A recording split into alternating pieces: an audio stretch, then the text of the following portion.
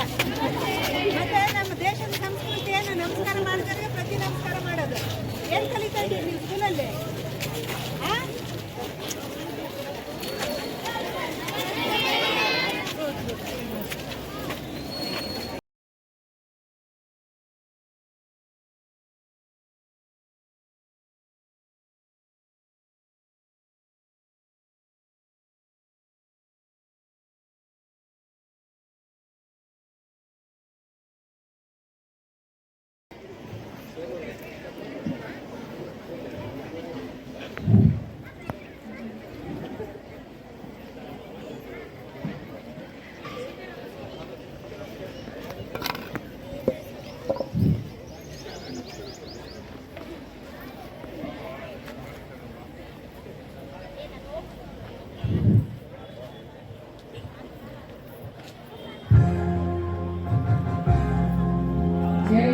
ಸಂಪೂರ್ಣವಾಗಿರ್ತಕ್ಕಂಥ ವ್ಯಕ್ತಿತ್ವ ವಿಕಸನ ಆಗಬೇಕಾದ್ರೆ ಪಠ್ಯೇತರ ಚಟುವಟಿಕೆಗಳು ಕೂಡ ಮಗುವಿನ ಸರ್ವಾಂಗೀಣ ಬೆಳವಣಿಗೆಗೆ ಬಹಳಷ್ಟು ಪ್ರಗತಿಪಾರಕ ಹಾಗೂ ಆಶಾದಾಯಕ ಹಿನ್ನೆಲೆಯಲ್ಲಿ ನಡೀಬೇಕು ಅಂತಕ್ಕಂಥದ್ದು ಶಿಕ್ಷಣ ತಜ್ಞರ ಒಂದು ಅಭಿಪ್ರಾಯ.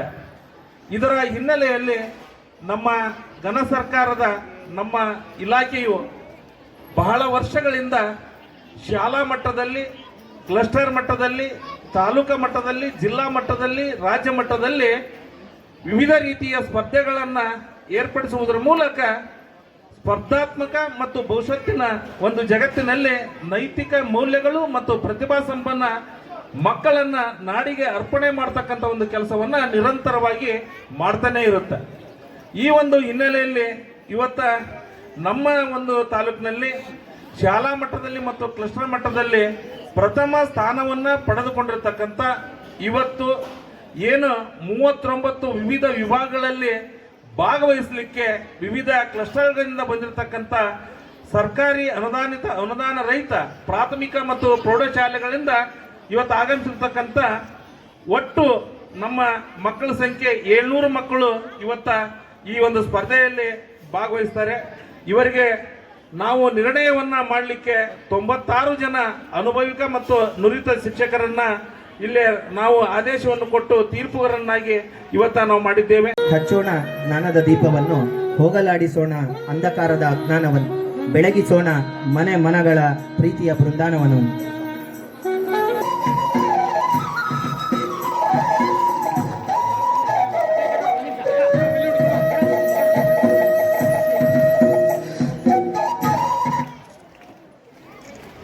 ದೀಪ ಬೆಳಗಿಸುವುದರ ಸಹಜವಾದ ವಿಕಸನಕ್ಕೆ ನಾವೆಲ್ಲರೂ ಅನುವು ಮಾಡಿಕೊಡ್ಬೇಕು. ಆ ಕೆಲಸವನ್ನು ಇವತ್ತು ನಮ್ಮ ರಾಜ್ಯ ಸರ್ಕಾರದಿಂದ ಪ್ರತಿಯೊಂದು ಮಗುವಿನಲ್ಲಿ ಕೂಡ ವಿಶೇಷವಾದ ಒಂದು ಸಾಮರ್ಥ್ಯವನ್ನು ದೇವರು ಕೊಟ್ಟಿರ್ತಾನೆ.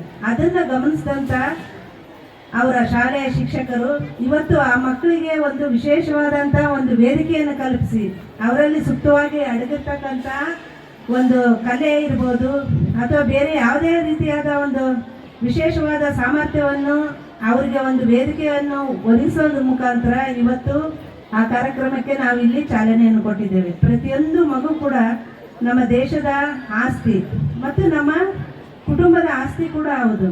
ಅದನ್ನ ನಾವೆಷ್ಟು ಮುತುವರ್ಜಿ ವಹಿಸಿ ಅದರ ಒಂದು ಸಂಪೂರ್ಣವಾದ ವ್ಯಕ್ತಿತ್ವವನ್ನು ನಿರ್ಮಾಣ ಮಾಡೋದ್ರಲ್ಲಿ ಮುಖ್ಯವಾಗಿ ಇವತ್ತು ಪೋಷಕರ ಪಾತ್ರ ಕೂಡ ದೊಡ್ಡದು. ಹಾಗೇನೆ ಅವರಿಗೆ ಅಕ್ಷರ ಸಂಸ್ಕೃತಿಯನ್ನು ಕಲಿಸ್ತಕ್ಕಂಥ ಶಿಕ್ಷಕರ ಪಾತ್ರ ಕೂಡ ತುಂಬಾ ಜವಾಬ್ದಾರಿಯುತವಾದದ್ದು ಅಂತೇಳಿ ಈ ಸಂದರ್ಭದಲ್ಲಿ ಹೇಳೋದಕ್ಕೆ ಬಯಸ್ತೀನಿ.